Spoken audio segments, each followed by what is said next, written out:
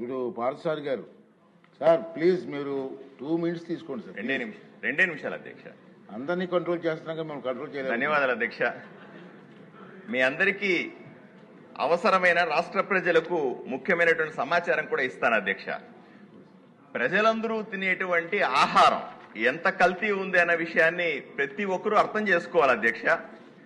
సామాన్యుడు పోయి కాఫీ టీలు తాగుదామని టీ బంక్కి వెళ్తే అక్కడ వాళ్ళు తాగుతున్నది పాలు కలిపినటువంటి టీ కాదు, యూరియా అని అందరూ అర్థం చేసుకోవాలి.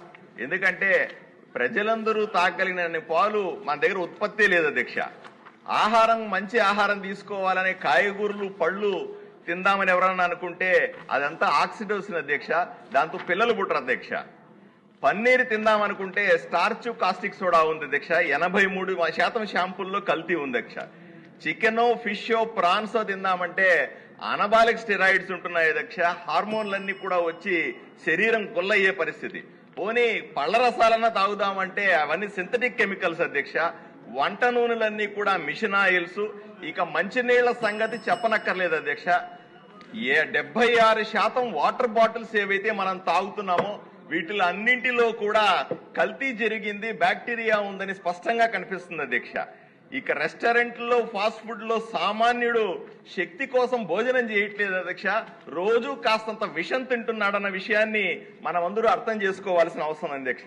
రాబోయే రోజుల్లో ఇటువంటి బడ్జెట్ సమావేశాలు జరిగితే ఆ బడ్జెట్ లో స్కూళ్ల కంటే హాస్పిటళ్లకే మనం ఎక్కువ బడ్జెట్ కేటాయించాల్సిన పరిస్థితి భవిష్యత్తులో ఉందని మీ అందరికీ తెలియజేస్తా ఉన్నాను అధ్యక్ష.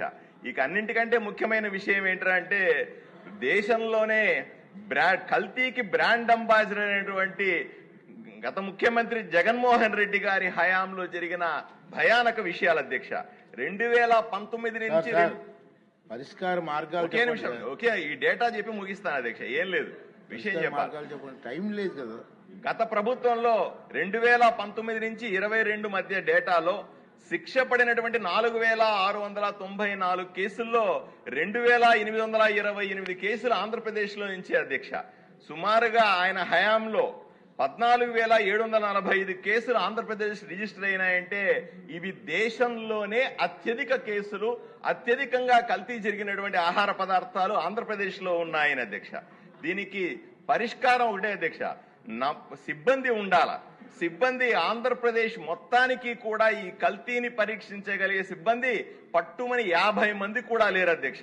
అదే పక్క రాష్ట్రాలైన తమిళనాడులో 450 మంది ఉన్నారు, మహారాష్ట్రలో 350 మంది ఉన్నారు, కేరళలో 175 మంది ఉన్నారు, కర్ణాటకలో 270 మంది ఉంటే మన రాష్ట్రంలో 50 మంది కూడా లేకపోతే ఎలా పరీక్షిస్తారో ఆలోచన చేయాల్సిన అవసరం ఉంది అధ్యక్ష.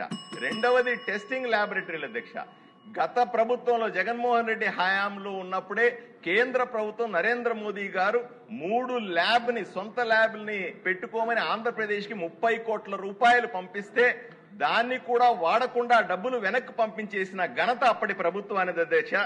ఇక మీకు సాక్షాత్తు తెలుసు, తిరుమల నెయ్యి కోసం ప్రత్యేకంగా కొండ మీద ఒకటి పెట్టాల్సి వస్తే కూడా దాన్ని కూడా పెట్టని పరిస్థితి అధ్యక్ష. ఇక మనిషి గారు మాట్లాడు.